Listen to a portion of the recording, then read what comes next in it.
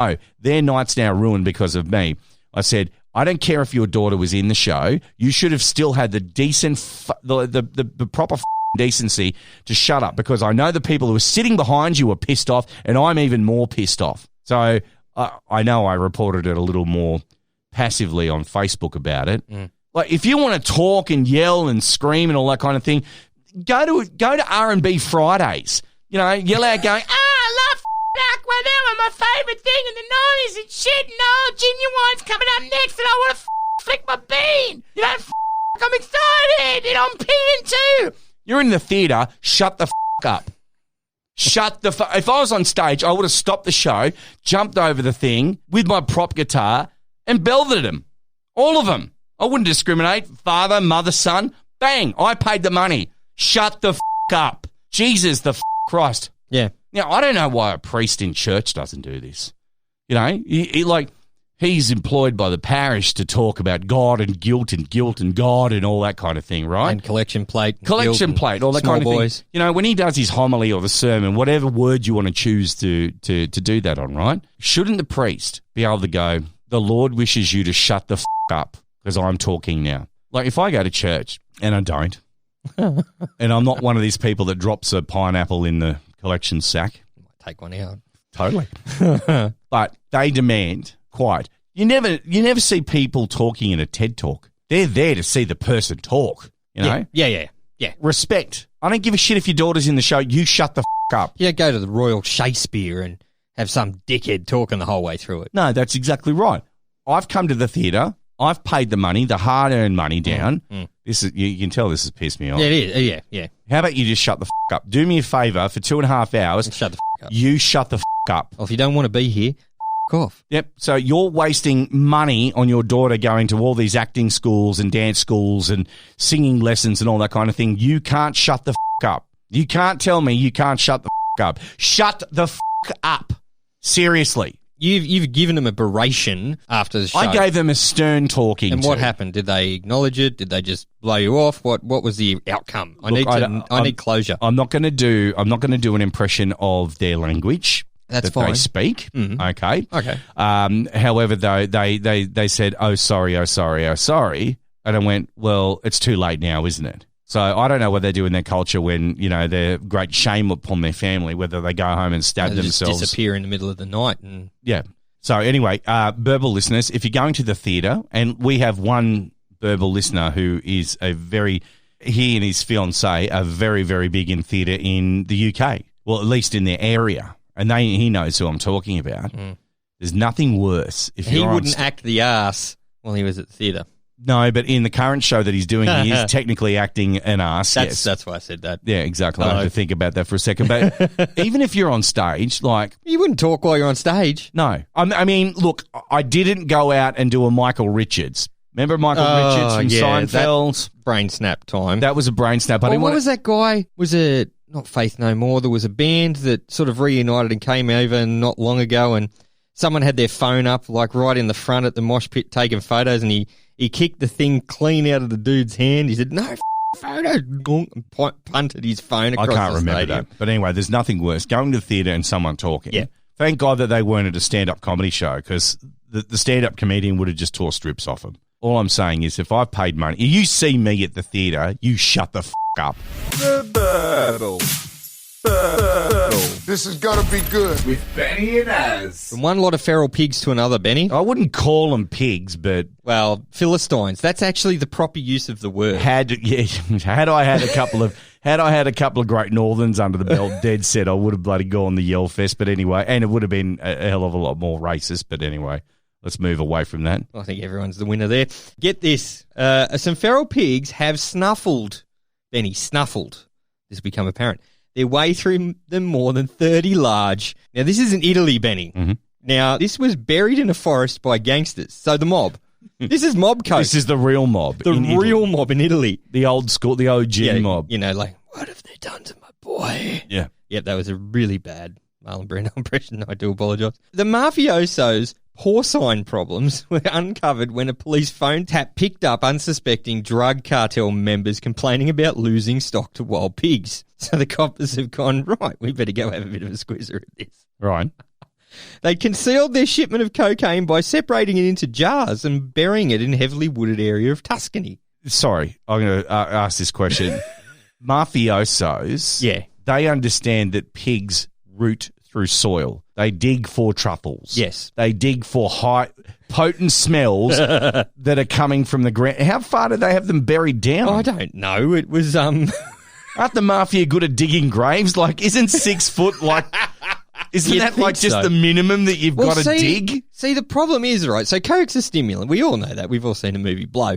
But once And we talked about it last week on the podcast. So even if they only had one that kind of got loose and then the pigs got into one jar, because I'm thinking a coffee jar size, like with a kilo or two of coke in it, right? I've got 2 Maxwell Williams large Exactly. jars. Yeah, large jars. So imagine that getting busted open and then a pack of pigs getting high as a kite off that one lot of coke. They're going to go mental, aren't they? Have you ever big pig shooting in Australia? No, I have not. Okay. They're big aren't they? Oh, and pissed off. Like Yeah, because they can't find any coke. a boar, yeah.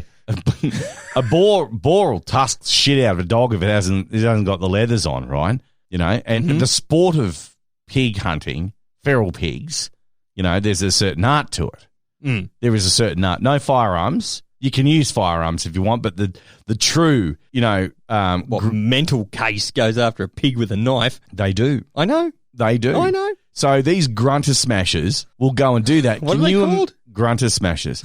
Have you not seen actually? No. Okay, I'm next just going to say no. next now. time you go into a full blown news agency, not just like the petrol station, which has got a selection of mags. Well, not anymore. No people and picture magazines, but there was a magazine I bought once. And I got to find it. It's in I bought it just for the laugh factor, Right. And talked about it when I was on commercial radio. It was called Chicks Smashing Grunters.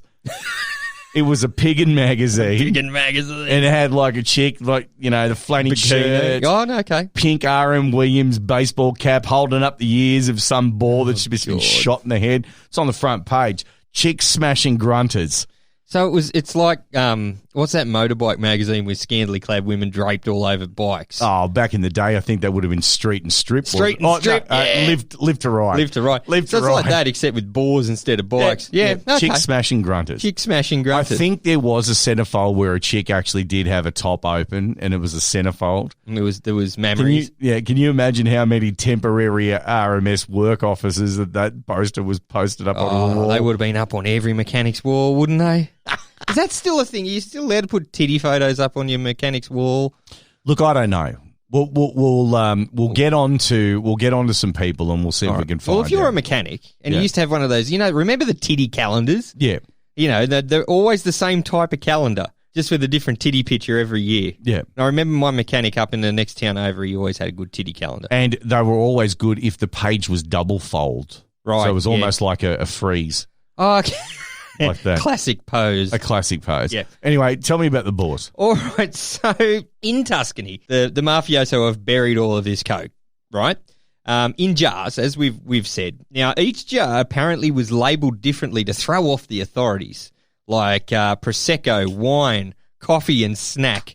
Now, Prosecco is what, like a white wine? I believe it is. And what's cocaine? A white powder. Right, so they got the colour right. But it's the different form of matter, really. It's liquid. What's the labels got to do? The pigs can't read. No, but I suppose they label them there so when someone else comes to dig up their cocaine, they're not taking the wrong jars. Oh, right. So it's all about Italian politeness. Yeah, exactly.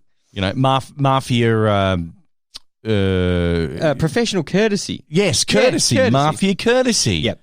But look, they didn't account for the local population of wild boars who actually apparently made a game out of finding the jars and then smashing them for fun. So the amount of coke lost was estimated to be about 20,000 euros, which is about 35 million Australian dollars with our current exchange rate.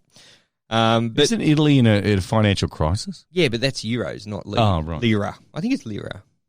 Is it lira? Italian monies.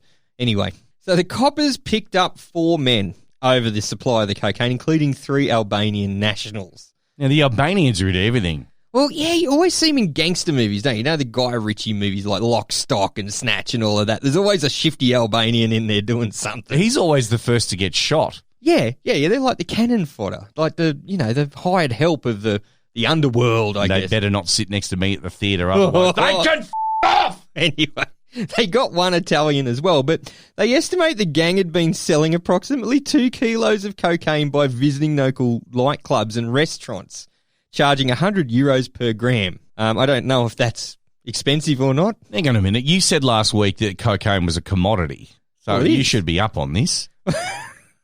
Well, I just feel you ask me how much Bitcoin is, I can tell you. I don't really know the market rate. Are you rate still in on Bitcoin? No, I got out of it, and I now look at it to hope that I didn't do the wrong thing. Did you wash your afterwards? I would have. I didn't make much money, let's just put it that way. Yeah, it seems like a whole bunch of cocaine's just going missing over the world in the last couple of months. Yeah. Yeah, last week we talked about France, the Pacific I don't think side. there's any shortage of coke.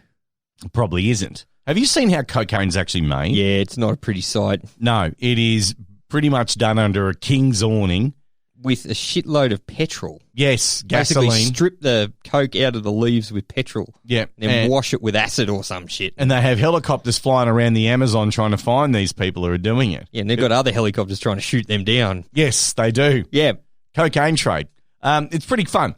Yeah, just Pretty watch fun. Narcos on Netflix. Narcos on Netflix. Or if you're more interested in cocaine than you should be, there's a story, I think it's on Netflix now, and I think Alec Baldwin plays John DeLorean. Ooh. Remember the DeLorean I thing? do remember the DeLorean. They set John DeLorean up to go to jail for cocaine. Yeah. And why would they do that? Because it's not them, I guess. Guess so.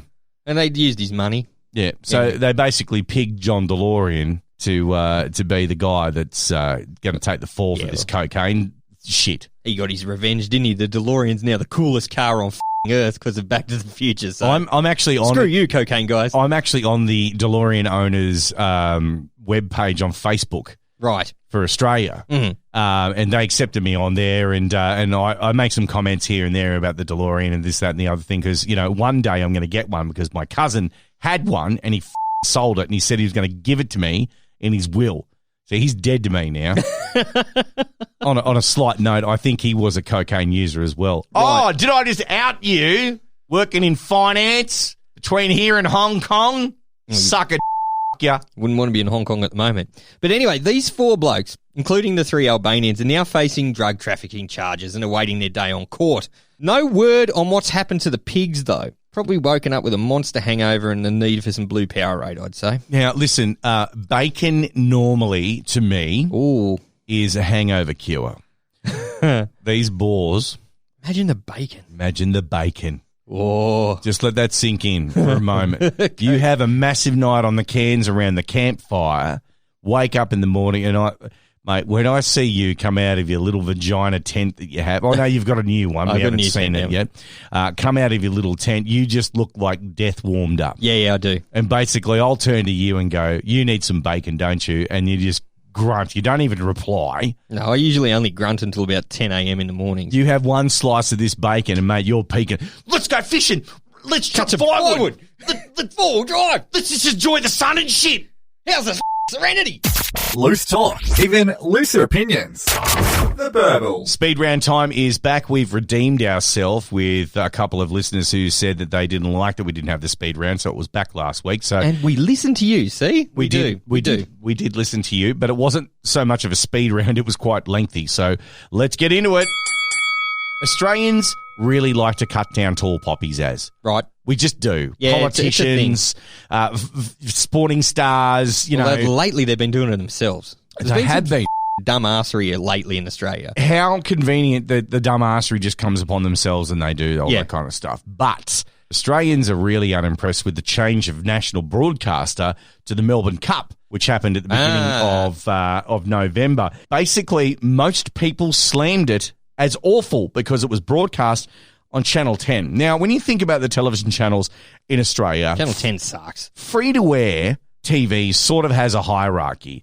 And at times it could be 7 on top of 9. It could be 9 on top of 7. Actually, that would kind of make that a little bit awkward, don't you think? Imagine 7 was 6, not 7. You got 9 and 6, 6 and 9. They could sort of... Dinner for two. They could, Anyway, moving on. The dynamic ribbon no longer has... Oh, I can't say that. I'm going to get sued by Coke. So the ribbon, which is 7's logo... Yes. No longer has the Melbourne Cup. So Channel 10 decided It's like, do you know when you have the smart kid that sits at the front of